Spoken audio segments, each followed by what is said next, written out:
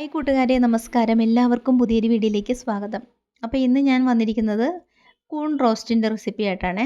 കൂൺ അഥവാ മഷ്റൂം എന്നൊക്കെ പറയില്ലേ, പറമ്പുകളിലൊക്കെ നമുക്ക് ഒരുപാട് സുലഭമായിട്ട് കിട്ടിക്കൊണ്ടിരുന്ന ഒരു ഐറ്റമാണ്. പക്ഷേ ഇപ്പം പറമ്പിലൊന്നും കാണാനില്ല. ഇതിപ്പോൾ ഞാൻ സൂപ്പർ മാർക്കറ്റിൽ നിന്ന് ഒരു പാക്കറ്റ് വാങ്ങിച്ചതാണ്. അപ്പോൾ ഇത് നമുക്കിത് എങ്ങനെ തയ്യാറാക്കാൻ നോക്കാം.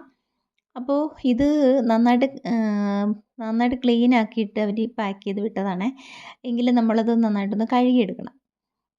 അപ്പോൾ അത് നമുക്ക് ഒന്ന് കഴുകിയെടുക്കണം. കഴുകിയെടുത്തിട്ട് ചെറിയ പീസായിട്ട്, ഒരുപാട് ചെറിയ പീസാക്കണ്ട, ഒരു മീഡിയം സൈസാക്കി നമുക്കൊന്ന് കീറി അല്ലെങ്കിൽ മുറിച്ചെടുക്കാം. അപ്പോൾ ദേ ഞാനതെല്ലാം ഒന്ന് കഴുകി വാരി എടുക്കുകയാണ്. ഇനി നമുക്കിതൊരു ഒരുപാട് ചെറിയ പീസാക്കണ്ട, ഒരു മീഡിയം സൈസാക്കി എടുക്കാം. അപ്പോൾ ഇത് കൈകൊണ്ട് തന്നെ ഇതുപോലെ ഒന്ന് കീറിയെടുക്കാൻ പറ്റും. ഇത് പെട്ടെന്ന് വെന്ത് കിട്ടുന്നതാണ്. അതുപോലെ തന്നെ ജലാംശം കൂടുതലുള്ളതുകൊണ്ട് നമുക്ക് വെള്ളമൊന്നും ചേർക്കേണ്ട ആവശ്യമില്ല. അപ്പോൾ ഞാനിവിടെ ഒരു 4 സവോള എടുത്തിട്ടുണ്ട്.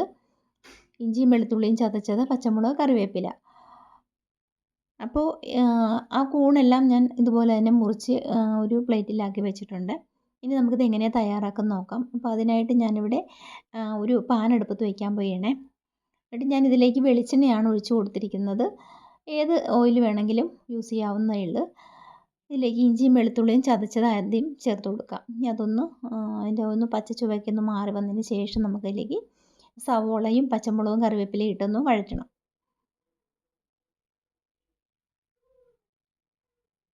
അപ്പോൾ ഇഞ്ചിയും വെളുത്തുള്ളിയും ഒന്ന് വാടി വന്നിട്ടുണ്ട്. ഇനി നമുക്കതിലേക്ക് നമ്മൾ അരിഞ്ഞു വെച്ചിരിക്കുന്ന സവോളയും കൂടെ ചേർത്ത് കൊടുക്കുകയാണ്. അപ്പോൾ സവോളയ്ക്ക് ആവശ്യമായിട്ടുള്ള ഉപ്പ് നമുക്ക് ആദ്യം ചേർത്ത് കൊടുക്കാം. പിന്നെ നമുക്ക് കൂൺ അതിലേക്ക് ചേർത്തിട്ട് അതിനാവശ്യമുള്ള ഉപ്പ് പിന്നെ പുറകെ ചേർത്താൽ മതിയാവും. അപ്പോൾ ഇത് നന്നായിട്ടൊന്ന് വഴന്ന് വരട്ടെ. ഇതിലേക്ക് നമുക്ക് പച്ചമുളകും കറിവേപ്പിലയും കൂടെ ഇട്ട് കൊടുക്കാം. എല്ലാം കൂടെ നന്നായിട്ടൊന്ന് യോജിപ്പിച്ചിട്ട് ഒന്ന് അടച്ച് വെച്ചിട്ട് നമുക്ക് ഈ സവോള ഒന്ന് വാടി വരണം. ഒരുപാട് ബ്രൗൺ ഷെയ്ഡ് ആകണ്ടെങ്കിലും നന്നായിട്ടൊന്ന് വഴന്ന് വരണം. അപ്പോൾ സവോളയ്ക്ക് ആവശ്യമായിട്ടുള്ള ഉപ്പ് ഞാൻ ഈ സമയത്ത് ചേർത്ത് കൊടുക്കുകയാണേ. അപ്പോൾ ഇതെല്ലാം ഒന്ന് വഴറ്റിയിട്ട് നമുക്കൊന്ന് അടച്ച് വയ്ക്കാം.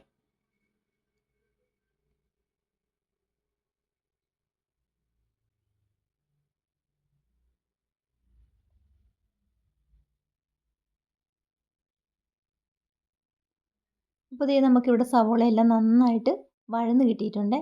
ഇനി നമുക്കിതിലേക്ക് ആവശ്യമായിട്ടുള്ള പൊടികൾ അല്ലെങ്കിൽ മസാലപ്പൊടികളൊക്കെ നമുക്കിതിലേക്ക് ഈ സമയത്ത് ചേർത്ത് കൊടുക്കണം.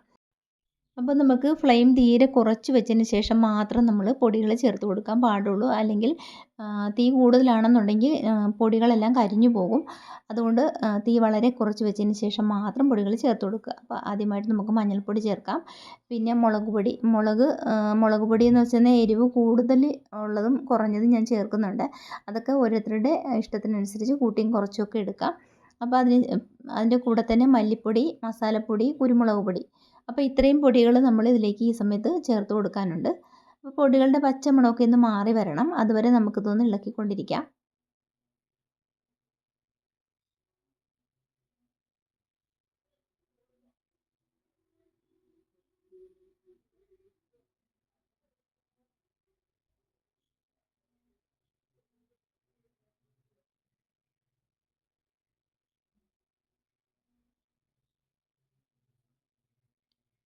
പൊടികളുടെ പച്ചമണം മാറിയതിന് ശേഷം ഇതിലേക്ക് നമുക്ക് ഒരു തക്കാളി പേസ്റ്റാക്കി ചേർക്കാവുന്നതേ ഉള്ളൂ. ഞാനിവിടെ ടൊമാറ്റോ സോസ് ഇരുന്നത് കൊണ്ട് സോസാണ് അതിലേക്ക് അല്പം ഒഴിച്ച് കൊടുക്കുന്നത്.